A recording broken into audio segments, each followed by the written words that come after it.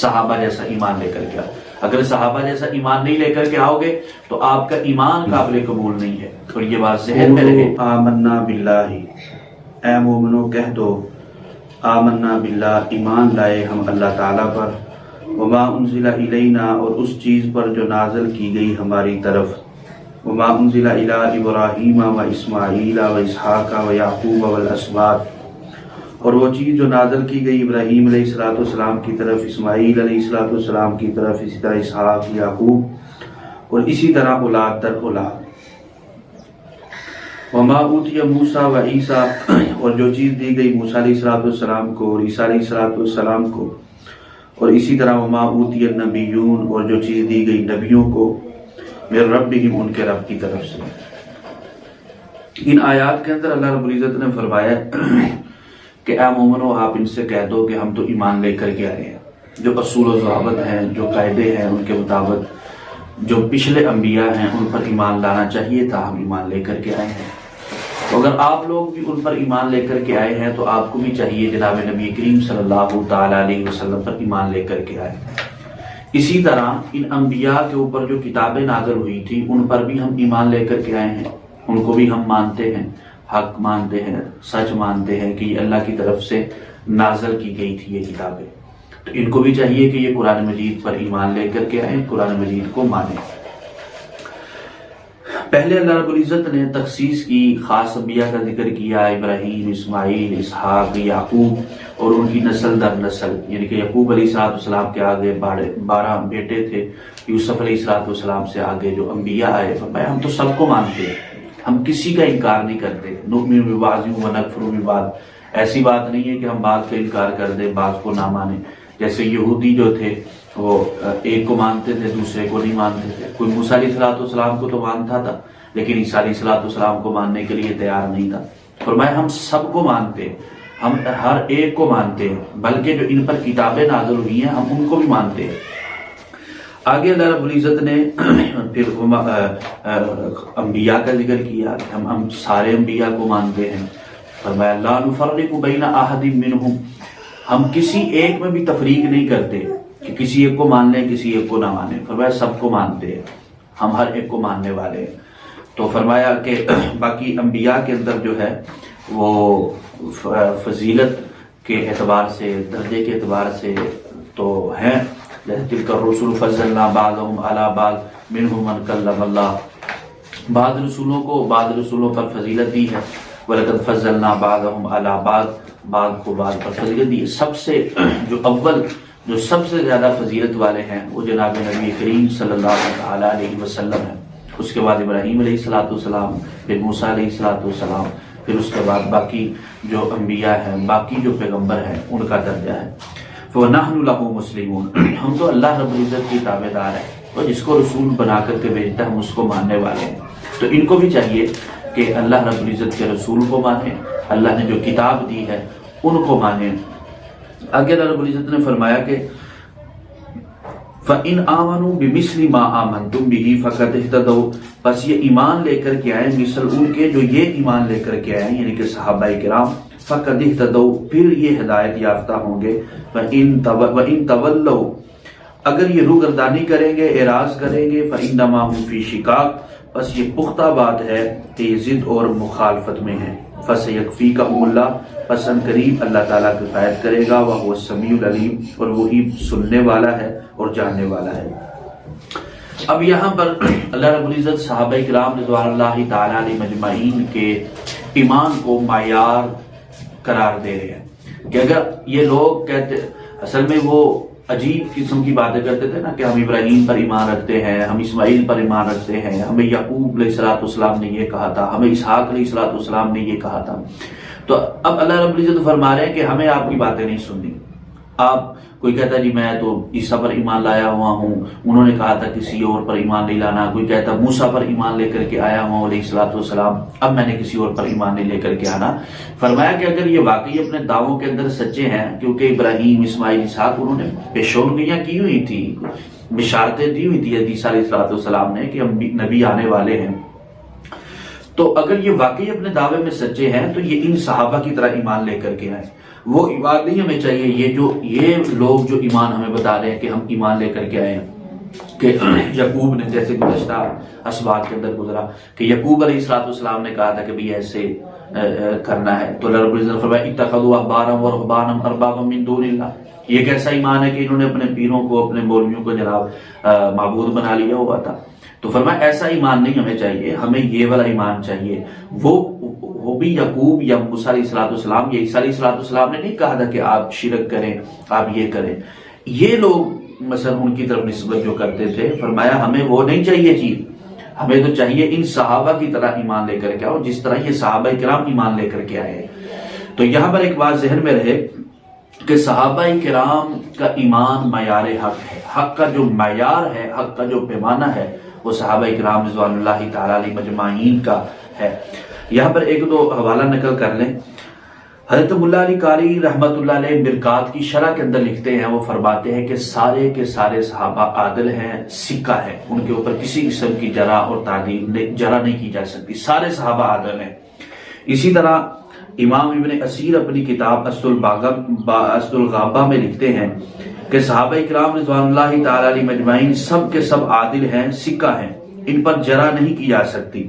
اللہ تعالیٰ اور رسول اللہ صلی اللہ علیہ وسلم نے ان کی تعدیل اور پاک دامنی بیان فرما دی ہے، کیونکہ صحابہ کرام رضوان اللہ تعالی علیہ مجمعین کے بارے میں اللہ رب العزت فرما رہے ہیں کہ اگر ایمان لے کر کے آنا ہے تو ان جیسا ایمان لے کر کے آنا ہے۔ اللہ رب العزت فرما رہے ہیں بمثل صحابہ جیسا ایمان جاتے ہیں، اگر صحابہ جیسا ایمان نہیں لے کر کے آؤ گے تو آپ کا ایمان قابل قبول نہیں ہے۔ اور یہ بات ذہن میں رہے کہ صحابہ کرام رضوان اللہ تعالی علیہ مجمعین نے جو آقا علیہ السلام نے فرمایا کہ جو یہودی تھے، حضور نبی کریم صلی اللہ علیہ وسلم نے فرمایا کہ یہودیوں کے 71 فرقے تھے، عیسائیوں کے 72 فرقے تھے، فرمایا میری امت میں 73 فرقے ہوں گے، اور فرمایا ان میں سے ایک دوزخ سے بچانے والا ہوگا، ایک دوزخ سے نجات پانے والا ہوگا، باقی جو 72 فرقے ہوں گے فرمایا وہ دوزخ میں جانے والے ہوں گے۔ ان میں سے بعض تو وہ ہیں کہ جو کفر اور شرک کی حد تک پہنچ چکے ہیں، وہ تو ہمیشہ ہمیشہ کے لیے دوزخ میں جائیں گے۔ بعض وہ ہیں کہ جو آپ صلی اللہ علیہ وسلم کی سنت اور صحابہ کی جماعت کے اوپر عمل کرنے والے ہیں، ان کے طریقوں پر نقش قدم پر چلنے والے ہیں، وہ جنت میں جائیں گے۔ اور بعض وہ ہیں کہ جو بدعات اور اس طرح کی کچھ گناہ کرتے ہیں، کفر و شرک کی حدوں تک تو نہیں پہنچے لیکن بدعت اور معصیت تک ہے، تو وہ دوزخ میں تو جائیں گے لیکن دوزخ میں اپنے گناہوں کی سزا بھگت کر وہ جنت میں جائیں گے۔ تو فرمایا کہ یہ جو اہل سنت والجماعت ہے یہ بھی یہیں سے نکلا ہے۔ صحابہ کرام رضوان اللہ تعالی علیہ مجمعین نے پوچھا یا رسول اللہ یہ کون سا فرقہ جنت میں جائے گا؟ فرمایا ما انا علیہ و اصحابی، فرمایا جو میرے طریقے پر چلنے والا ہوگا اور میرے صحابہ کے طریقے پر چلنے والا ہوگا۔ یہ جو اہل سنت والجماعت ہے، نبی کے طریقے کو اہل سنت کہتے ہیں اور صحابہ کی جماعت کو والجماعت کہتے ہیں، اہل سنت والجماعت۔ اب جو بھی نبی اور صحابہ کے طریقے پر ہوگا وہ جنت میں جائے گا، اہل سنت والجماعت ہوگا، اور جو نبی اور صحابہ کے طریقے سے ہٹ کر کے اپنی طرف سے، اپنی رائے سے، اپنی من مرضی سے، اپنی خواہشات سے جو دین بنائے گا، اپنی خواہشات کے مطابق جو دین پر عمل کرے گا، وہ بدعات اور معصیت کے اندر جائے گا اور وہ حق پر نہیں ہوگا۔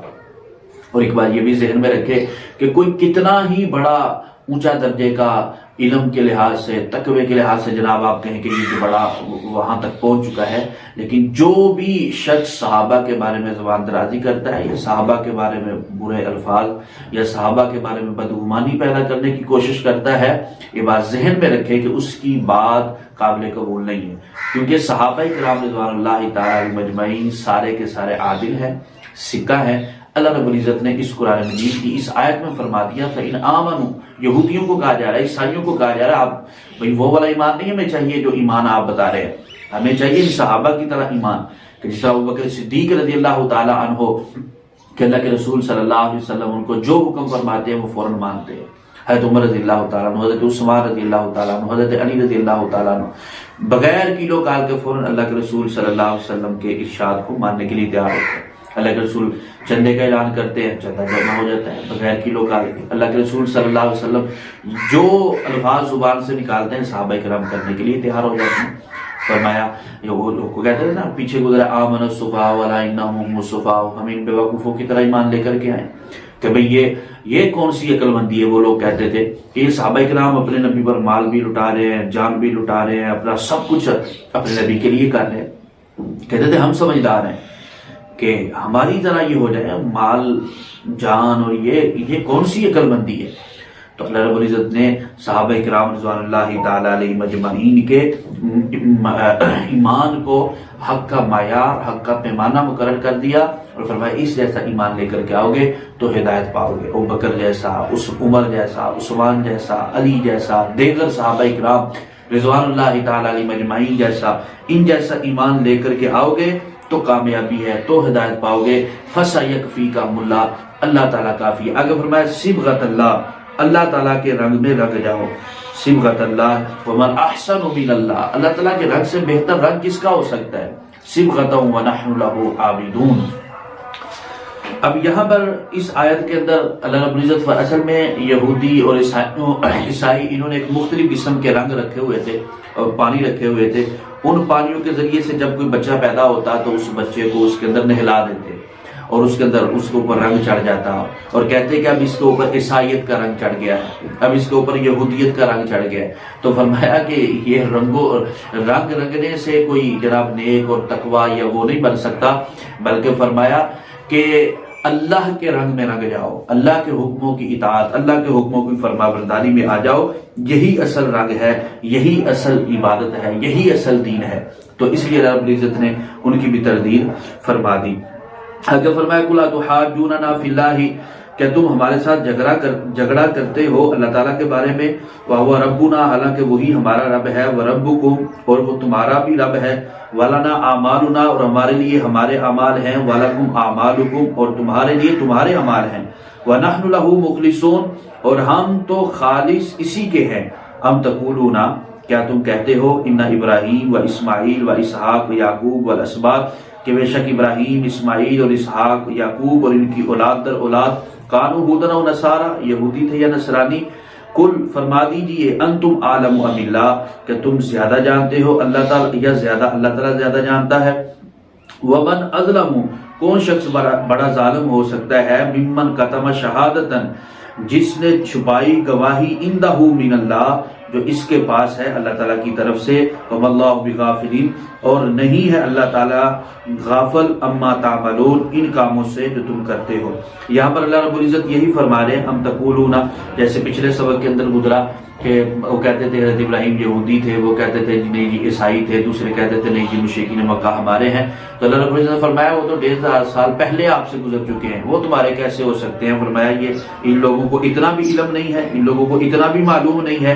یہی اللہ رب العزت فرما رہے ہیں، انتم عالم ام اللہ، کیا اللہ تعالیٰ زیادہ جانتا ہے یہ زیادہ جانتے ہیں؟ آگے فرمایا تلک امۃ قد خلت لہا ما کسبت، یہ گروہ تھا تحقیق جو گزر چکا، لہا ما کسبت، ان کے لیے ہے جو انہوں نے کمایا، ولکم ما کسبتم، اور تمہارے لیے وہی ہے جو تم نے کمایا، ولا تسألون، اور نہیں پوچھا جائے گا، اما کانوا یعملون، ان کاموں کے بارے میں جو وہ کرتے ہیں۔